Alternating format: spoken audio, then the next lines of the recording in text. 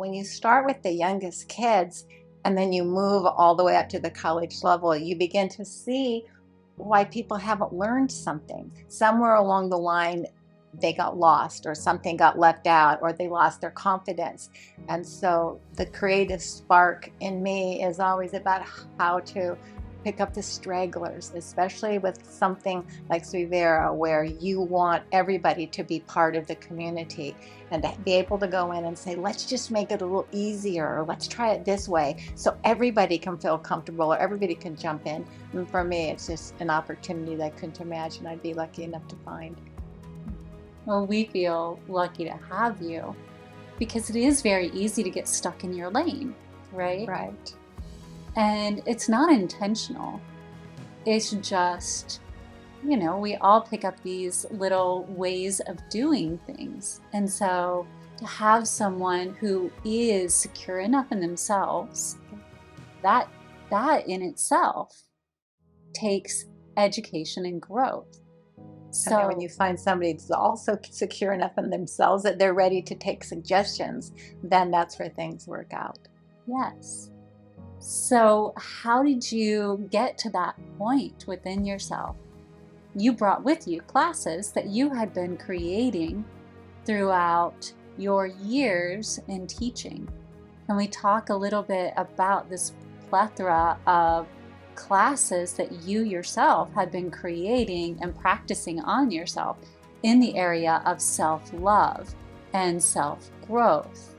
And all of those avenues, not only are you active in looking outward, which is how we actually came to know you, is you came in looking at some of our classes, but you created your own so that you could share the knowledge that you had gained. So let's talk about some of those. Okay.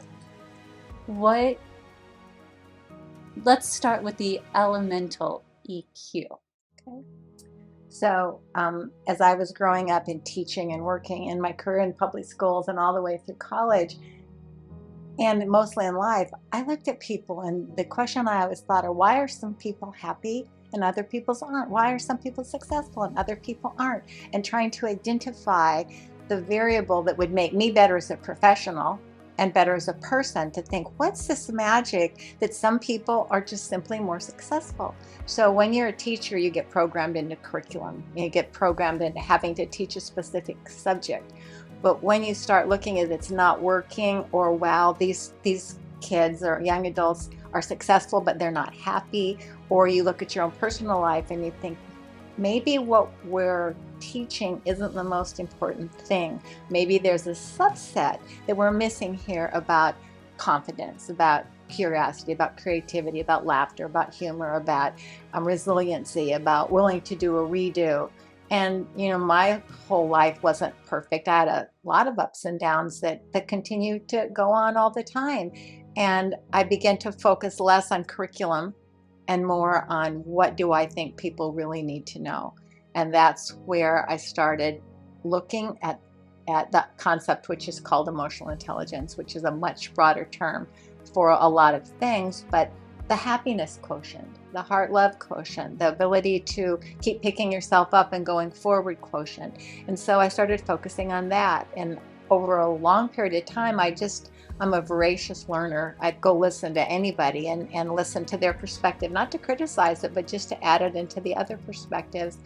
And I was lucky enough to go to a lot of different people, a lot of different classes, lots of different places, and begin to consolidate it myself into something that I felt anybody could learn. And so when I came up with my first little program, it was something I thought everybody needed to know, but mostly I wrote it for your average, maybe special needs person, or somebody that doesn't know anything. So how do you make it as simple as possible so a 3-year-old or a 93-year-old could still get the same information with the same amount of effort and then act upon it? And that's where I created my first program. And I thought, well, I don't really have a market for it, but I gave it away to one person a day, like for 3 years, and thought, this is fun. I kind of went from there. That's spectacular. Were you a student of your own material. Oh, absolutely. Don't you think that we always say you teach what you need to know? But I think what actually happens is when you have that antenna of I need to know, or I want to know, or I'm open to receive, that idea that the teacher will show up. When you're looking for something, it starts showing up. It just takes your own willingness to start applying it in your own life, and maybe bouncing it off other things or looking at a different perspective, and be curious enough to keep going forward. I'm never afraid to say, well, that doesn't work for me, but, and then go with the but. Yes. And I would say that there's also that tipping point that we hit too, because as you said, being a voracious learner, there's this tipping point of gathering all this knowledge, all this information. And that's great, but we're not libraries, right? We don't just collect information and store it in our memories or in our bodies. We have to find a way to convert it from knowing it, learning it, having that.